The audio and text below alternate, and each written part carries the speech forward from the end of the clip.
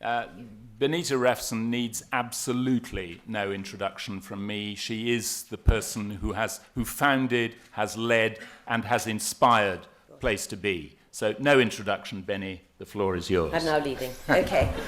Your Royal Highness, we're delighted that you're joining us today.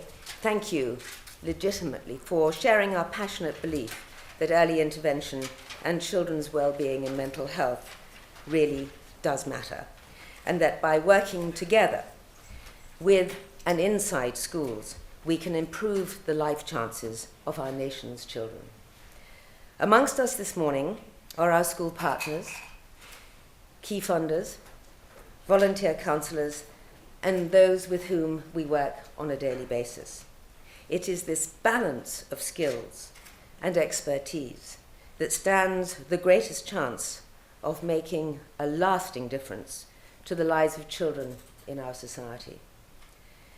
Place to Be has been working in partnership with schools for over 19 years. Currently, a scalable and sustainable model of school-based mental health services is woven into the fabric of over 200 schools, reaching 75,000 children. It involves well over 1,000 professionally trained clinicians, supported by a range of validated training qualifications that enables us to reach even more children in different settings. This is our first Place to Be Head Teachers Forum. The idea evolved from our annual school reviews, when we meet head teachers to assess the impact of our service. We hear about the issues that concern their school communities and which are, in many cases, preventing their students from fully engaging in school life and therefore failing to recognize their incredible potential. Schools are the centers of our communities, and they are rarely praised for their wider role in facilitating and uniting the welfare services and making a significant contribution to building an emotionally healthy society. They are amongst the greatest advocates of collaborative working relationships, recognizing there are a variety of needs that can only be met through the involvement of the many professional agencies who bring their particular expertise to their communities. There is never any doubt that the main role of teachers is as educators who enable children to reach their full potential. But it is this dedication which draws their attention to the well-being and mental health of their children and families, and that brings us all here today. The World Health Organization has confirmed that by 2030, depression will be the most significant global disease. And I have seen the roots of this problem in many countries.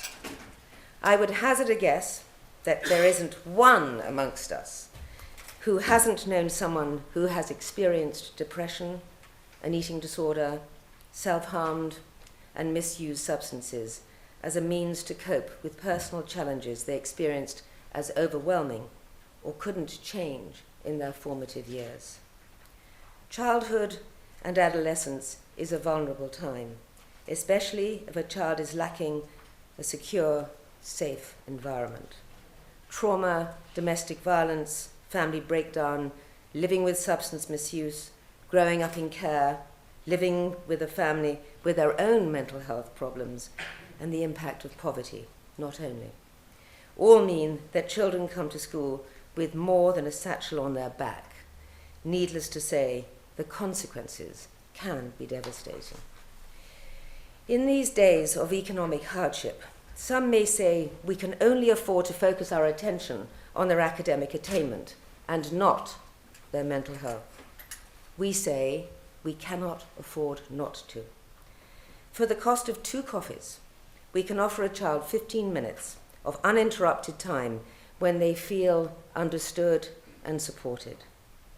Last year, over 24,000 children used this service. For me, that has a lot more life-changing effect than my daily coffees.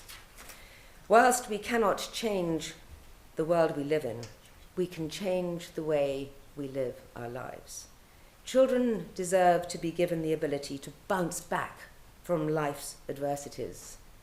It is our shared obligation to provide them with the sense that they can achieve their hopes and dreams and make healthy choices. A special thanks goes to Clifford Chance for hosting this forum. Thank you so much. And for providing us all with an opportunity to hear about the real issues that affect the lives of children in whichever sector and community we work and live, as parents and grandparents, as aunts and uncles, friends and neighbours, and obviously as educators. And we're so grateful to all of the speakers for being so willing and so enthusiastic to share their expertise.